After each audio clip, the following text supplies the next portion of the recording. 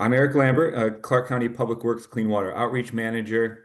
As you can see by my background here, I'm also a part of Stormwater Partners of Southwest Washington. And today we're going to talk about the Salmon Creek Mural Project. And I'd like to lead you through a little bit of a story of how this thing came about, and then really some of the benefits that we've uh, found through Public Works, and also some of the unanticipated um, benefits of this project. Every project starts with a visionary, and in this case, it was Clark County resident Vicky Holman. Um, the actions of one person can make a ripple that becomes a wave, and I think that really embodies Vicky's effort on this project and how she got it started, which originally she had the idea for back in 2019. COVID squashed that, and she stuck with it, um, bringing it back around earlier this year. Vicky saw a problem here, and this is a retaining wall right across from Salmon Creek. It's 400 foot long, and she was right about one thing, that it was ugly. There was about 4,000 square feet of surface area. It would get tagged frequently, covered up, tagged again. Graffiti abatement was an ongoing struggle for this wall. But it was also right across from Salmon Creek, which is the largest watershed entirely in Clark County. Our agency, other agencies have put a lot of resources into restoring and protecting Salmon Creek. It's one of the few creeks where coho salmon are actually recovering. It's a high urbanized population in this watershed. Most of unincorporated Clark County population lives in Salmon Creek watershed, and so it's really having a wall looking so ugly across the street from something so beautiful was something that prompted Vicky to make moves on this. So Vicky had a unique, somewhat unique outreach strategy, and it started with talking to everyone you meet about the vision and recruiting artists. And when I mean everyone, I really mean everyone. Our graphic designer met Vicky when she approached her in the community gym locker room. One of my staff, Haley Shannon, her husband met Vicky when she talked about this project with her in the waiting in line in the supermarket. Um, and at every point she would talk to people, she would ask if they were artists and share her vision. And her second step was to keep talking about this with everyone you meet. And then she needed to find out who owned this wall. This wall is uh, along a stretch of road on 117th in between Highway 99 and an overpass for I-5. And so, is it WashDOT's wall? Whose wall is it? It is the county's wall. Um, but finding that out for us, just an average resident, really took some digging. And this can't be understated, Vicky's persistence on this project. She talked to hundreds and hundreds of people throughout the community in a short amount of time, and really, poured everything she had into it, which ultimately made this possible. She shared the vision with our public works director, and the vision was native fish would be swimming upstream from Salmon Creek that would be heading east. Each fish would be painted by a community artist. There'd be a diversity of artistic styles, and this was initially fairly controversial, that it would be painted in gray tones. And Vicky's idea for that was because the beauty across the street of Salmon Creek shouldn't be undermined by a incredibly colorful mural. Didn't want to detract from that beauty, but also for safety concerns potentially too. You want something that's calming, not too not something that might shock you coming around a corner. Now, what other goals could this project meet? Because this is an important one for saying yes to, because every project also needs someone that says yes. And in this case, it was our public works director who was able to find some other goals that this project could meet. Initially, he thought about the graffiti abatement, which our roads maintenance crews already do. Um, it could also show the community that we respond to their concerns. Another benefit that this could have is clean water messaging, and ultimately that's why he tapped me for this project. And when I heard about this, I thought about some other ways that we can support public participation efforts.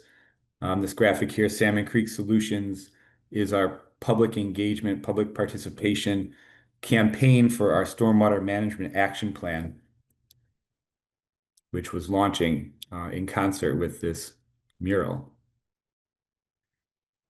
So I worked with Vicky and we refined the vision. We talked about adding some verbiage to the wall, which wasn't in the initial vision. And although I'm not an artist, I did feel like we needed some underlying, unifying artistic elements that kind of brought it all together when the vision of having multiple artists and all these different styles, just paint a fish, um, was a good idea, but we needed something to kind of tie it all together. And so that's when we really started assembling a team. Um, Anna, the artist, was an artist consultant. That's Anna Gabriella, a local muralist in Vancouver that we hired to kind of really take this project from vision into a reality. And it was probably the most important hire that we made on this was we assembled this team.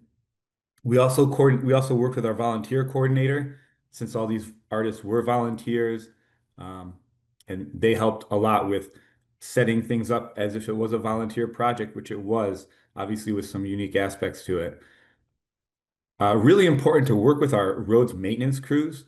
They did a ton of work. They did the wall prep, including 2 coats of primer on the wall, but they also helped with traffic safety, which was really important. We worked with Bob Patterson, our pollution prevention assistance specialist, because we wanted to make sure that we weren't polluting this beautiful creek while we're putting up a mural about protecting it. We worked with our communication staff, and in the end, we also ended up hiring some additional painting support for some of the more basic jobs around the painting, a couple of base coats, and an anti-graffiti coating at the end. So now that we're all in on this thing, we kind of switched phases a little bit in our outreach strategy and started to really lean into some of the connections that we have as a municipality, as a regional partner. So we reached out to a number of diverse community groups, sharing this project with them, letting them know uh, that we hope that their artists would submit some artwork for this project. And we also were able to leverage county and regional social media channels. We have down here, we're part of a regional group called the Clean Rivers Coalition, and they have a great campaign called Follow the Water, which has a great following on it. And it's somewhat similar to the Puget Sound Starts Here, for those of you more familiar with that. Um, we were also able to connect with some local influencers. In fact, Vicky did that initially in phase one, which really got this project off the ground. When I first started working with Vicky, I was a little bit unsure if we'd be able to get enough artists interested to volunteer to share their artwork, to spend a day or two painting on this wall. Um, Vicky was able to get in touch with a couple of influencers. You saw earlier that picture of a local neighborhood magazine that did a story for her.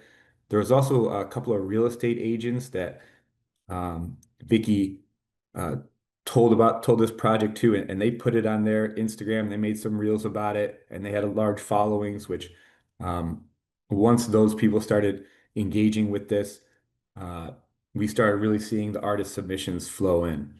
So we put this out, and more artists were responding and sharing their artwork with us through the submission process.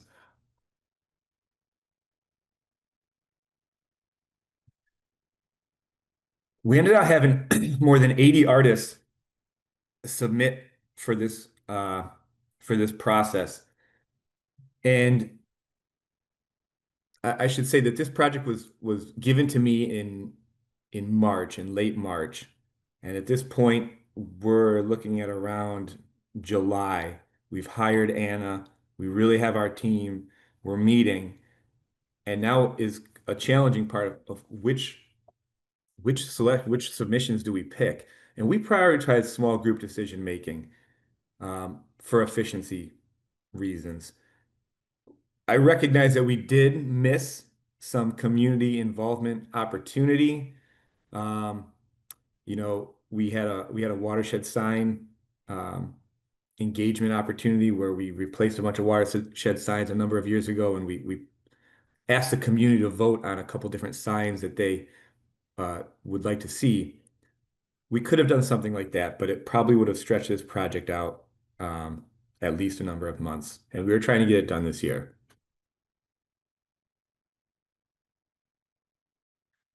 So we selected the artwork, we bought the paint, we bought the supplies, and then we started to prep for painting. So we cleaned the wall, our public works crews cleaned the wall, uh, you know, getting the moss out from underneath, in between the cracks. They put 2 coats of primer on, 2 coats of base coat, was a professional painter. Um, that really sealed up the wall because when we're doing this type of project and we're making this investment, we really want it to last. That's when Anna put in some of the unifying elements and added the verbiage. And then about a few days before the first day of painting, Anna went through and put some chalk outlines along with putting up the artist submission so that they had a reference of what they'd be painting right there, which really made things go a lot more smoothly and helped out the volunteer artists incredibly. We also lined up some video support because we didn't want to have this opportunity, this really once in a first ever opportunity go unnoticed and go undocumented. So we worked with Clark Vancouver TV, our local TV public access TV station to get some video support. We did some time lapses, but they also made a short video about this project for us that we have now. And then the pollution prevention piece. I see some PPA specialists here, so I have to shout this out here. Bob Patterson had a great idea.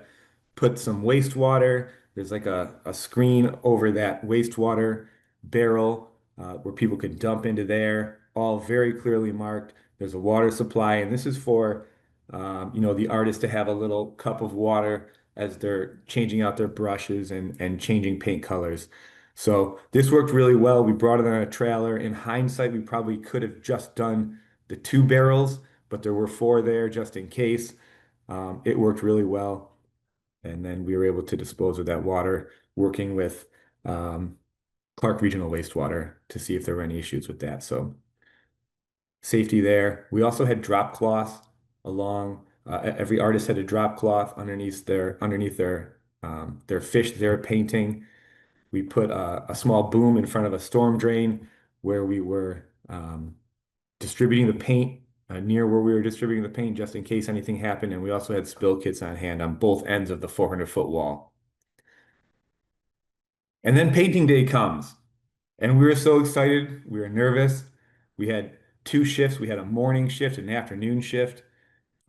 We ended up doing this over 2 weekends, the first 2 weekends in September. And so you can imagine there was a lot of finger crossing about the weather holding out, and thankfully it did. We had a safety talk before each shift. One thing that I didn't mention, include in this team here, was our risk management folks. So communicating with them was really important. Namely, this wall. This is the east end of the wall. You can see it's pretty short, goes down to about 4 feet. But on the other end of the wall, it's 11 feet. And so we ended up getting a couple of small scaffoldings, which I think we'll see in some upcoming pictures. Uh, and so getting some approval for that was important. And I was happy that they were willing to work with us rather than just say no, because that would have been a big barrier for us. Um, we also got volunteers to support the volunteer artists, and that would be, you know, getting paint here and there, refilling paint, changing out the water for them. Maybe they need some new brushes. And so that was something that was also really valuable. They also helped with checking in. It turns out that a number of the volunteers to support the artists were artists themselves. And so there were, I think, three or four fish that we had chalked out, and the actual artist didn't show up. And the volunteers to support the artists painted those just day of, which was incredible. I'll show a video in a minute about the whole wall, and I've been amazed at how it turned out and how many people said, "Oh yeah, I've never painted a mural before," and I'm like, "Wow, incredible." One of my favorite parts about this project was, I kept saying this, was watching the artists' art. They were locked in, and it was just amazing to see them take the vision in their head and manifest that into the physical form. We had a number of muralists come, I think over 50 artists, around 57 artists there. Neighbors were coming by to talk about it, which is incredible. Um, Drivers are honking and cheering as they drive by. This is a bit a fairly well-traveled road.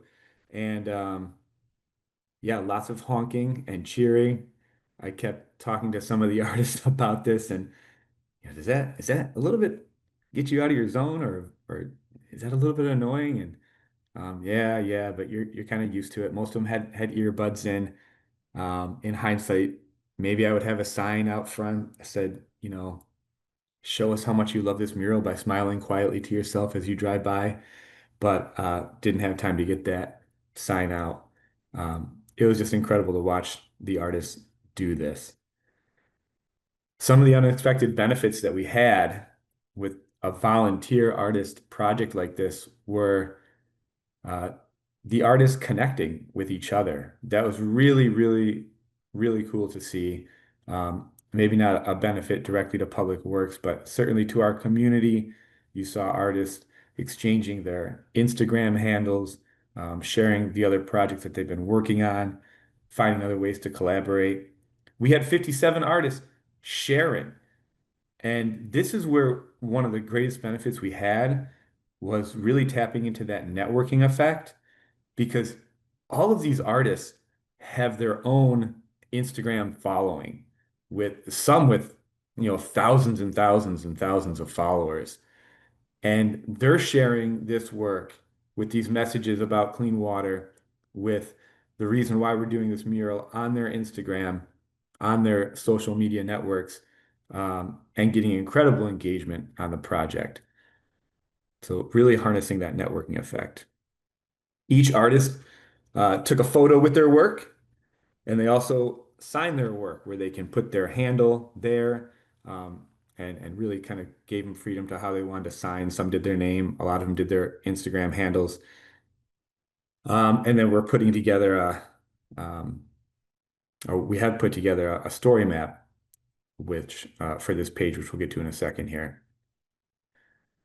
Again, the artists, um, they share it on their own social networks. This spray can artist was incredible. Um, Really fun to watch him do his work. And we ended up creating a little graphic that we have at some of our outreach tables that talk about the mural. And I have been really surprised at the few kind of tabling events that we've been to. We were at one for the Latino Leadership Northwest uh, conference a couple weeks ago, and a number of students came up and looked right at this and said, "Oh yeah, I saw about that. You know, I saw that. This is a really cool project." They took one of those. They can go look at the story map to learn more about it. So it's really neat to see how many people in the community already knew about this. And then, of course, you have to celebrate this thing. Um, I should note that I'm with Clark County. And one thing I've learned about being a county is it's a little different than being a city. Cities tend to do more things like this. They have more events. Cities put on events like this in a different kind of way. Um, and so it was really neat to, do something that maybe feels a little bit more like what a city would do with the county. So we celebrated, we invited the media, we invited all the artists that participated and their families, we invited elected officials, and we did a ribbon cutting. So before we did this ribbon cutting, we were down um, in the regional park, which is Kleinline Pond, which is a major regional park in the county. And so we had a few speakers there. I kind of emceed it. I had our public works director, our county councilor, Vicky, and Anna Gabriella speak about the project. Pretty brief. We had some snacks, goldfish and Swedish fish, and uh, and then we went up here for this photo, and then we invited everyone to share their to bring their families over as well to share their artwork.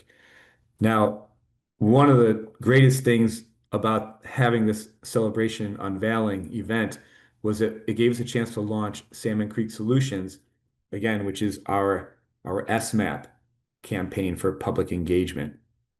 So, you know, um, Salmon Creek Solutions is we're taking a big basin for our SMAP project this year in Lower Salmon Creek, and so this couldn't have been more perfect for location and opportunity to kick that off as well. We added an anti-graffiti coating for added protection and longevity, and we also did some press releases after the unveiling. Um, I will say that one of the greatest things about this project for me, the most fulfilling, was being able to talk to the artist here. Um, this woman painting on the right there was sharing, all the symbology in the piece that she was doing, and it was just and the pride that she had for being able to paint this on this wall, share that with her family. It was so touching. So some outreach wins.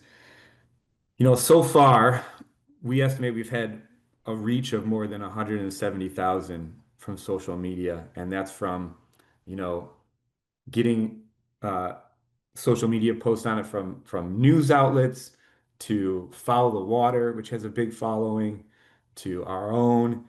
But as I mentioned earlier, a lot from the artists themselves, um, harnessing that networking effect. We've found more than 80 posts from artists sharing about the project. And those are just ones that we've found. There likely are more. It was picked up by multiple local media outlets and shared.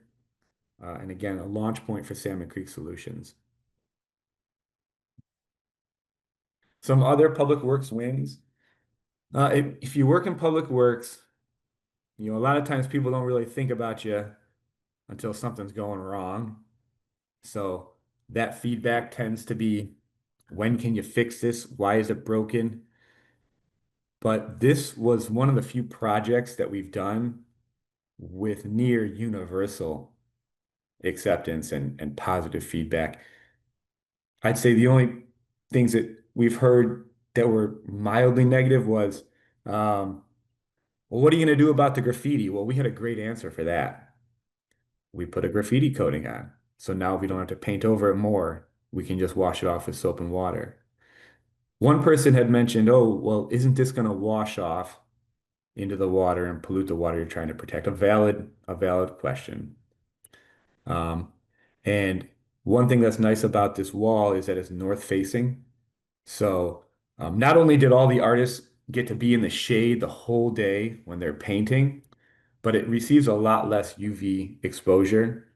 And then adding the anti-graffiti coating does help significantly with longevity for their concern. And when we expressed that in social media, they really appreciated that effort.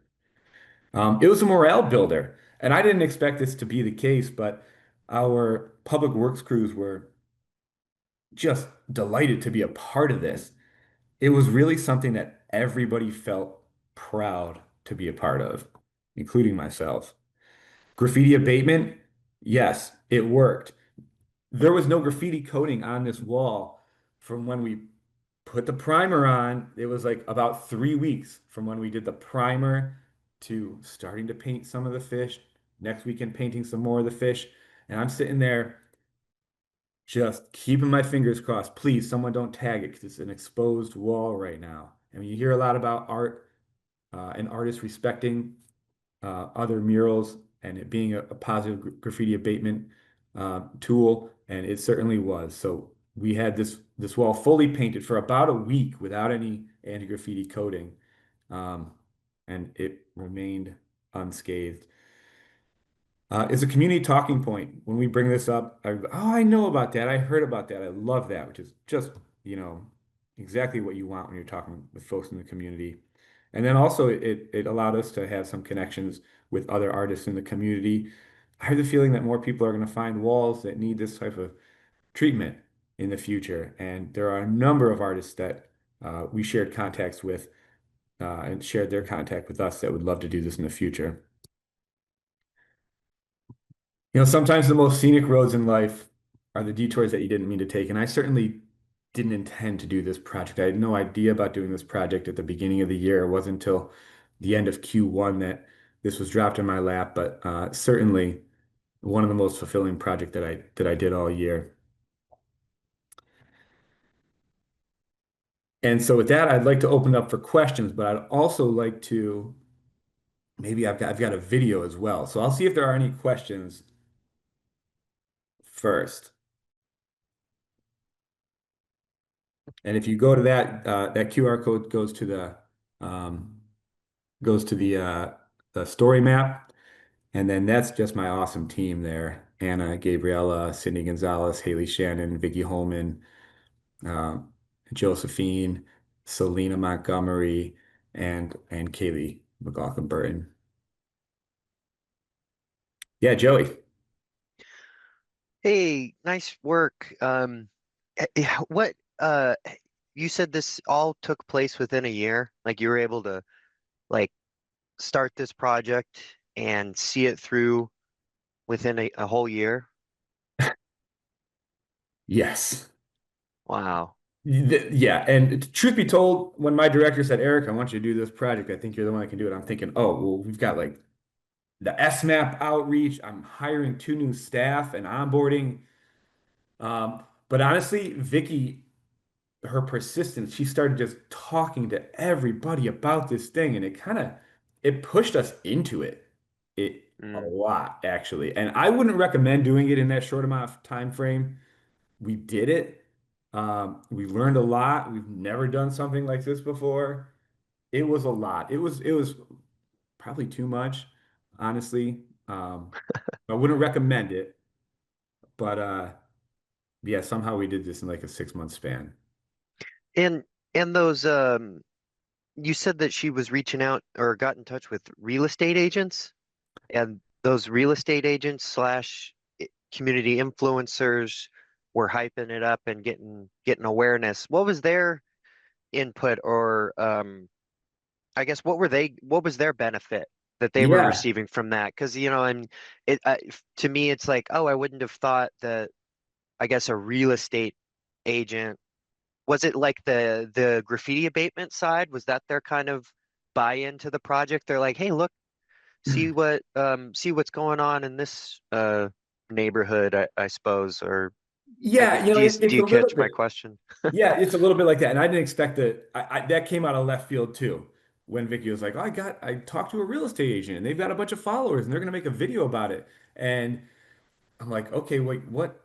But it starts to make sense. I mean, real estate agents are like ultimate mavens, right? They're connectors all over the community. Their business is how many people do I know, and you know, that's how they become successful. So they have a large following to begin with, but they're also like, yeah, like you mentioned, they're kind of trying to hype up the community. Look at this awesome project that's going to be coming to Salmon Creek. It's going to be beautiful. They're going to paint this 400-foot long wall mural. It's going to be an incredible project. Check it out. Um, and and so it gives them some content to hype up the region that they're selling homes in too and making connections Mm, in. So as small as that seems, that was actually a huge thing that kind of pushed this thing into the it's real phase. So cool. Well, thank you. yeah, yeah. Eric, amazing presentation. Thank you so much for sharing this project. It seems like a really great example of, building that shared vision and really bringing the community together. I'm with City of Bellingham Public Works and community outreach and engagement, and I'm just kind of curious. If you could clarify, was Vicky, is she part of your team? Was she just an engaged member of the community? She was just an engaged member of the community. And, we've had I've had some hindsight thoughts and some debrief talks about, how we managed that. Um, Vicky was like a force of nature, though, um, with how she approached this thing. And, in hindsight, maybe I would have taken the project more. Initially, I'm thinking, truth be told, like, okay, I'll do this project. And I'm like, I don't know if this is really going to happen. I'll support you, Vicky. Talk to some people and see what you can build up here. And she just like did that. Like, Vicky, are you coming for my job or what? Like, you are the outreach specialist here. Um, and and she just made it happen. All those connections, and then it just became real. And it's like once it's getting out in the community in that way, like can I pull this thing back and be like, oh well, we're not actually gonna do it this year, and if it's not this year, that loses all the momentum. So I was just, if there's a wave coming, you surf it sometimes. Yeah, I guess I I I can mean put I it like think that. you're right because if you try to fight it, right, you're just going to get pummeled in the process. So you have this like intense amount of passion and energy, and you can either try to hold it back or guide it to the best of your ability or utilize that energy for all those multiple benefits that you were able to get out of this project. And I know we have a lot of really passionate residents. And so I guess my last question, I'm just curious, like what's that relationship with Vicky like now or other has this like enabled other opportunities for channeling that community engagement? You mentioned some like potential other mural projects that might be on the horizon. Like, what's the next steps look like for you all? Yeah, that's a great question. Well, certainly, all of our public works leadership, they saw this come together. Our director came out one of the painting days. Our county engineer came out for the unveiling, and they saw it and they felt it. And you know, I didn't know about the touchy-feely part, but I was feeling it. And I think everybody there was, and they really saw it. So I think that I think, tentatively prepared for more requests like this. I think in the future, we'll probably we learned a lot. Probably have some more steps early on about, setting up the project and setting expectations a little bit more clearly. Um, Vicky, as I mentioned, had started this in 2019. She was having some big medical procedures this year. At this stage in her life, this was like a real, like, this is like a project that was going to be like a keystone in her life. And so she would not be deterred and really kind of pushed us into this a lot in a good way. Obviously, it was a lot in the middle of it, but um, I think managing some of the expectations of residents that come in would be something I would do a little bit more differently and kind of trying to bring it into our team a little bit more closely and keep them as a stakeholder a little bit more. But Vicky ended up being, because, well, truth be told, like I didn't have time to like do all the outreach that she was doing either, to go to all these groups. Um, and so it was a big help to have her on the team as well. Hey, Thanks Eric, I don't again. want to interrupt. We're having so much fun. You have just a few minutes. You have a video you want to share, don't you? Yeah, yeah, I do. I'm gonna share that right now. It's just a quick video of we can kind of walk the wall together here. So I'm gonna share that. Um, so you guys can kind of see all the pieces of art here, and it's just should be right about the right time. So this is from the East End walking west, and there's no sound.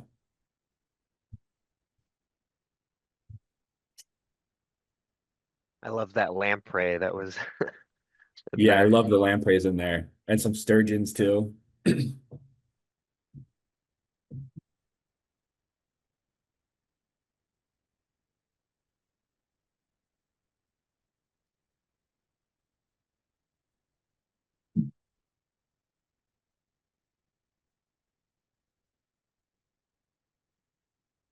I love the variety of fish too. I'd say about 70% of the artists here had never painted a mural. Really marvelous. And the gray tones worked out really well. Yeah, I agree. Mm-hmm. Mm-hmm.